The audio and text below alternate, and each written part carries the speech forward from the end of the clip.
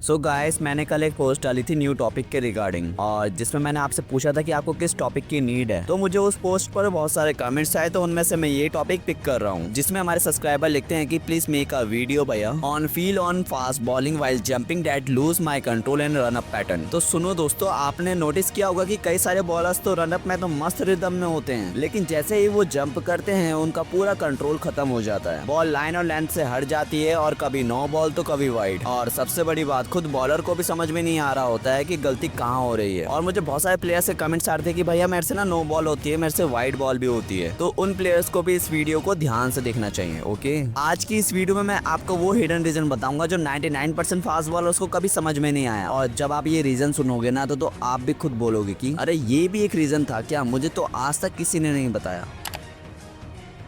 सबसे पहला रीजन, आपके जंप की हाइट। बहुत से फास्ट बॉलर सोचते हैं कि बड़ा लंबा जंप करने से पेस और बाउंस ज्यादा मिलेगा, लेकिन सच तो ये है कि जितना बड़ा जंप उतना ज्यादा बॉडी इम्बैलेंस, क्योंकि आपका सेंटर ऑफ ग्रेविटी हिल जाता है, और जिस कारण लैंडिंग पे पूरा रनअप का पैटर्न टूट जाता है।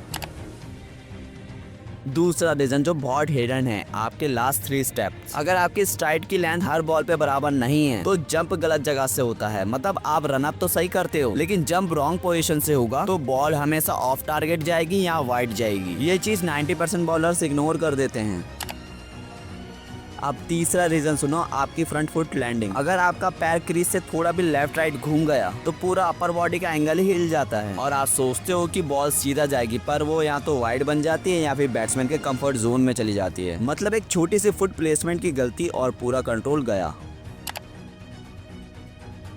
चौथा रीजन, जब बॉलर पेस ज्यादा जनरेट करने की कोशिश करता है तो शोल्डर और हिप एक साथ ओवर रोटेट करते हैं। इसी वजह से आपके जंप के बाद जो अलाइनमेंट बनता है वो तोड़ फोड़ हो जाता है। मतलब जितना ज्यादा फोर्स डालने की कोशिश उतना ज्यादा लॉस ऑफ कंट्रोल।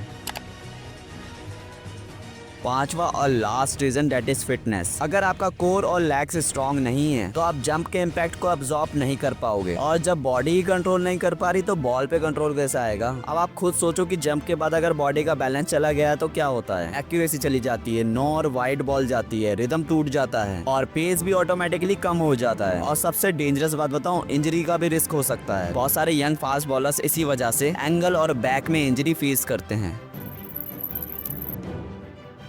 अपना रनअप कौन से मार्क करो, रोज प्रैक्टिस करो कि लास्ट के 3 स्टेप्स हमेशा एक ही स्ट्राइड पे हों। ये एक छोटी सी ट्रिक आपके जंप और कंट्रोल दोनों को स्टेबल बना देगी।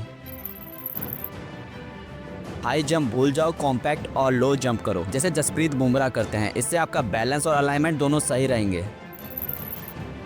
अपना फ्रंट फुट हमेशा स्ट्रेट टारगेट की तरफ रखो। एक बार खुद को वीडियो में रिकॉर्ड करो और उस वीडियो को देखो, आपको खुद दिखेगा कि कितना फर्क पड़ रहा है। स्किपिंग, लंजेस, बॉक्स जंप और प्लैंक, ये सब एक्सरसाइजेस डेली करो। ये आपको जंप के इम्पैक्ट को कंट्रोल करने का पावर देंगी।